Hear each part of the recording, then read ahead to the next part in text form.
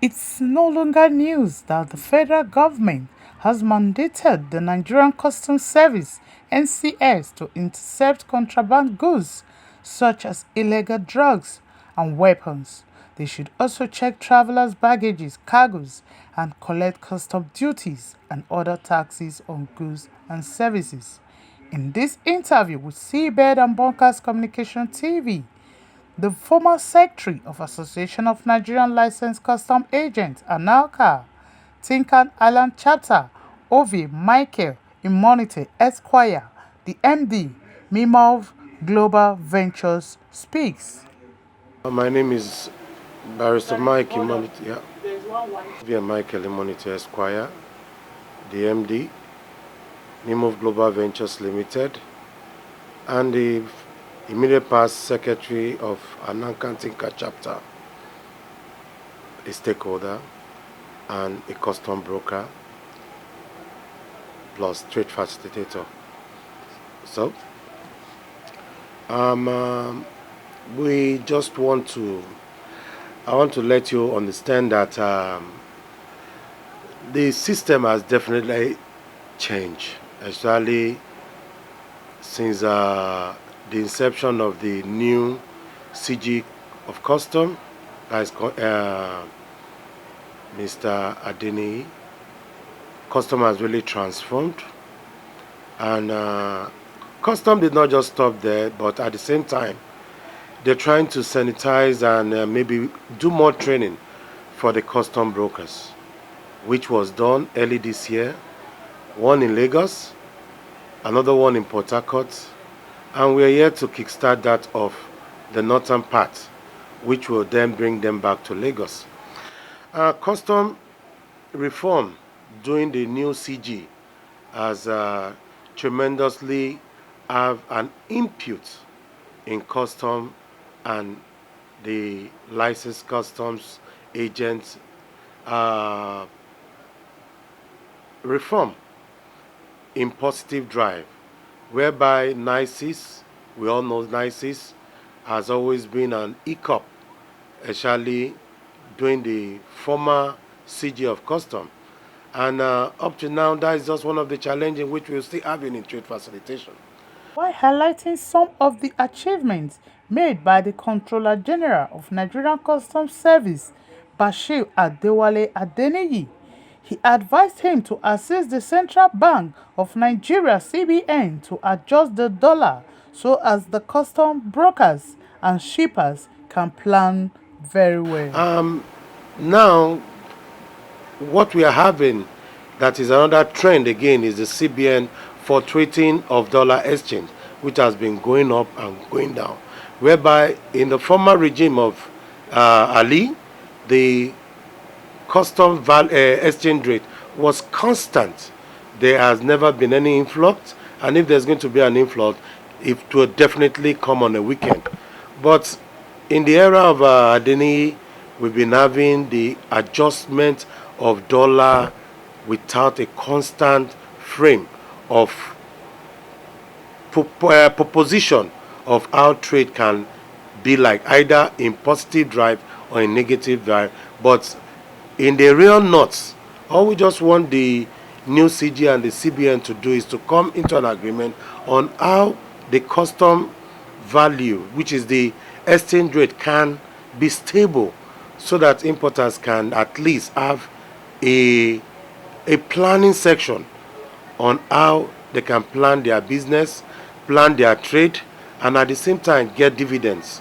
Then we stakeholders too, we can plan alongside with them. We can give them good tariff, we can give them workings and still maintain that workings, at least the calculated value of their on their par, to be constant for a period of 6 months.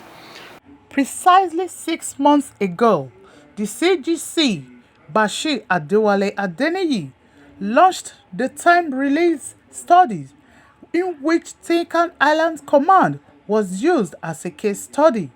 The barrister, who is popularly called the Law, gave reasons why the time-release studies couldn't be achieved.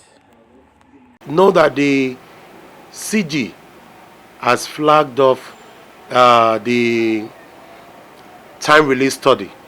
The time release study started, in which I'm part of the stakeholders that was inculcated into Tinkan Command, where the controller Nnadi MSI has been doing his work on time release study, and we found out a lot of bottlenecks in the adjustment and the fixing of the stakeholders proper into data collection, whereby you collect data from time of positioning, or let's just put it as backdate of time of vessel arrival to the time you collect your invoice, time you collect both terminal and shipping invoice, the time the container is positioned after payment of custom duty and allocation to an officer, which are always automatically done. And after examination, what time does it take for an officer to give you your report and then append his releasing on it? All these are the things that has not made the impact of 24 hours release possible in Tinkan. While commending the efforts of the Custom Area Controller of Tinkan Island Port, Controller Nnadi, he said the controller has pushed in so much effort in achieving 24 hours operation, but the constant server failure has brought hindrance to trade facilitation, in which the controller issued a port order 15. Which the controller Nnadi MSI have been trying to see how he can at least put in 24 hours clearance procedure on time release study, which today we are still finding it difficult. If the stakeholder from the trader zone, which is the importer, can harness themselves with proper documentation from opening of Form M down to PAR, then PAR down to assessment of the job, then all this time release study will have been a very good key factors to use in making time release a success. But with all these bottlenecks there, and with the custom server going down and going up, without, you have a breakdown on server for like 3 consecutive days. Sometimes it goes for a week. How do you feel that time release study can come to play? Because network is the first issue that you have to look when putting time release study into play. So with this, with the fight that the controller Nnadi has been putting in place, especially in combating and trying to make sure that the stakeholders are compliant. We always say the fact that without the custom license agent, there's no revenue for Nigeria, because Nigeria licensed custom agents are the one that generates this revenue, which customs will now collect the glory at the end of the day. Because if we don't assess this job, pay the duty, there won't be revenue. If you only assess and duty is not collected, then you cannot say you've hit so target of your revenue. So we want all stakeholders to please rally around the controller on this tax. He has been here for a period of going to 2 years now, and he has been doing wonderfully well. And we want him to continue to succeed as one of the best controller too that Tinkan can ever dream of having. He started from here, he left us as a DC enforcement, he came back as controller to occupy that space. And we can see the drive force of all the seizure of illicit drugs and firearms that has been going around, which is telling you that Tinkan is not a place where criminality can hide. So I give him that kudos, and I know that with time he will do more. And we pray that for the time in which he's going to spend in Tinkan, because all controllers will definitely come and they'll definitely go, because that is what we say. Whenever the barracks receive a general, the general will definitely leave the barracks and the soldiers will remain. We are the floor soldiers. We are the one that are in Tinkan. We are the one in any of those spots. The controllers, the customs officer, they will definitely come and go until they retire. And when they retire, maybe they'll want to pick clearing and forwarding as one of their best means of practice to retire into. I still want us to look at the tax that is before the CG, the Controller General of Custom. That is Controller General Bashir Adini is doing wonderfully well. But uneasy lies the head that wear the crown. That is the saying. Economy of Nigeria is really shaking. The infrastructure and educational line of the officer lies in his hands. And it shouldn't stop there. We've been saying it. When you train an officer, you have to train a stakeholder. You have to impart knowledge on boats so that boats can fuel together. So that when an officer is talking about an harmonious code, the stakeholders will be saying the same. With this, we can form a better country, a better economy drive, a better blue economy for the country, where all that is on our common external tariff can definitely be put into practice. And with that, we can attain the height of being one of the best Africa trade facilitation zone in the whole world. Look at the content of the Post Order 15 issued by Controller Nnadi NPA. You notice that he's trying to put all his officers on deck, and he's trying to tell all stakeholders that if you have your job in Tinkan, is aware of the server issue, the bottleneck at exit, the bottleneck at releasing, and all those stuff, that the server is down for a period of time. But now he sent the order to inform us that the server is working effectively now, that whatever issue was wrong with the server, it has been put to rest, that we should all come out on time. Why he's going to delay his officers to close late, at least by 7:30 in the evening. We too, we should come out as stakeholders, do our job, get our job released, so that more jobs, more vessel discharging, all the backlogs can be cleared out within a period of time, which is the shortest period. With that port order, it put us on alert. It makes us to be, at least to come to work on time, work late as the officers are working late, so that we can clear the backlog at the same time. He equally gave kudos to the Nigerian Port Authority for the repairs done on the Tinkan Island Access Road. Wow. The kudos goes to NPA for the NPA traffic management, and for almost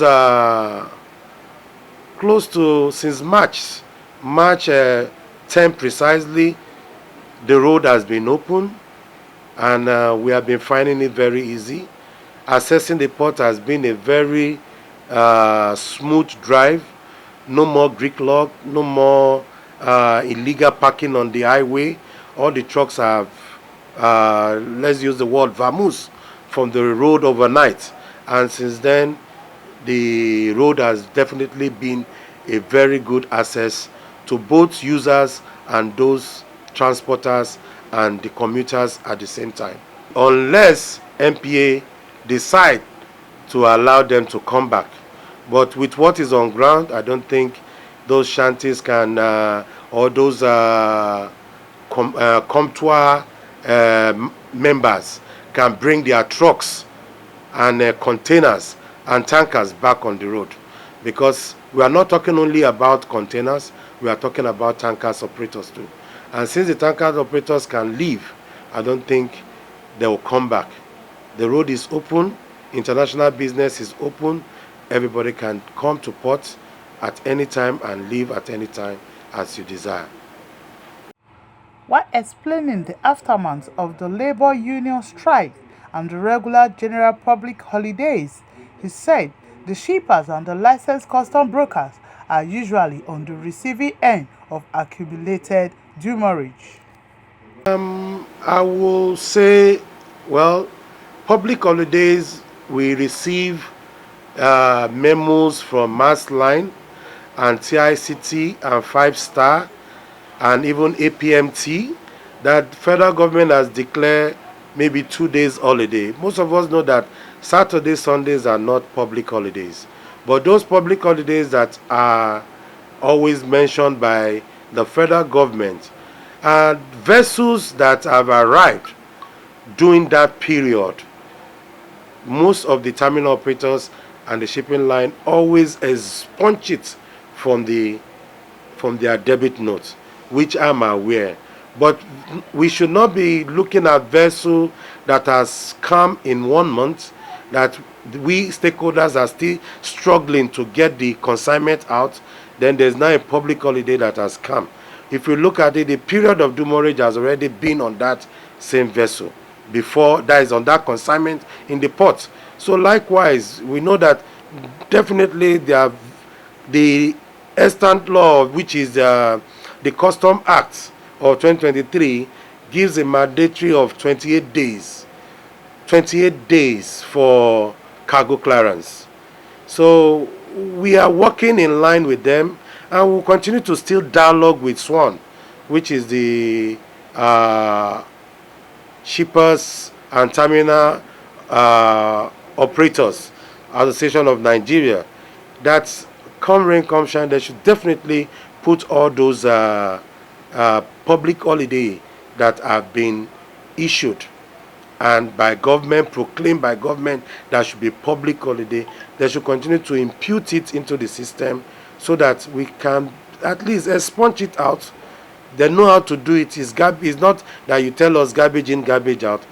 On APMT invoice, we normally see where we have 3 days free period and there's a public holiday. They will still say plus 2 days, and before the calculation we commence.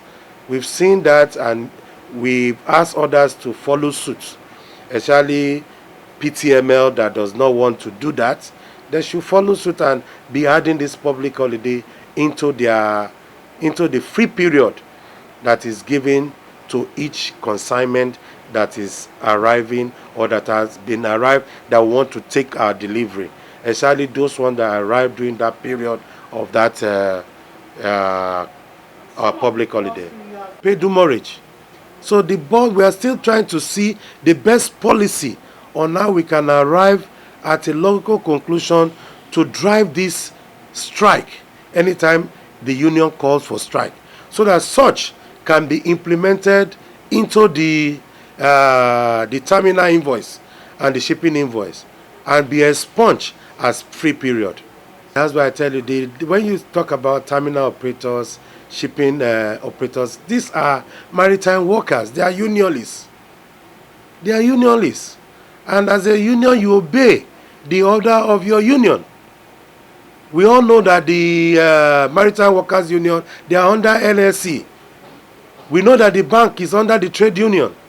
So when it comes like this, that's why we, the Association of Nigerian Licensed Custom Agents, the NAGAF, and any other association, are trying to have an addendum of mind with the labor union, so that anytime a strike is called upon, they know that their staffs are the ones that are behind these terminal invoices. They are the ones giving us these invoices. So if we can have an addendum of mind on how the best practice can be inculcated together, so that anytime there's a strike, our own client, which are the importers, will not suffer it. Our own client, which are the Manufacturers Association of Nigeria, should not suffer it. Our own clients, which are the Labours and Commerce of Chambers, will not suffer it. So we want a place whereby we will sit down, draft a memorandum of understanding on any time there is a strike. We will not pay for that dividends, because the dividend is for them to get a good prayer from the government. And if that prayer is answered, then our own client too should get the dividend by not paying these days of or period which the terminals were closed down. So in that, they say the customs are not any unionists. They come to work, make sure that revenue is paid. Then we too will come to work. We make sure that we assess jobs that are with us so that revenue can be collected. But we cannot get invoices from the shipping company because their staff, which are members of the maritime union workers, cannot be on seats and cannot position container for us to do the examination. So at that point, we just want an agreement, an MOU to be signed by the Association of Nigeria Licensed Custom Agents, NAGAF, and any other sister group that are under the license and freight forwarding, then to have an attitude of mind with the labor union so that we can curb this menace of paying demurrage for what is not our own fault. 3 months ago, the managing director of Nigerian Port Authority, Bello Koko, says it has secured a loan of $700 million for the rehabilitation of Apapa Tinkan Island Port in Lagos. The questions are, how soon will the work commence? What are the measures put in place in paying back the loan? Will the loan ever be used for its purpose? These and many more are the questions begging for answers. Joy Enamuna, CBET TV.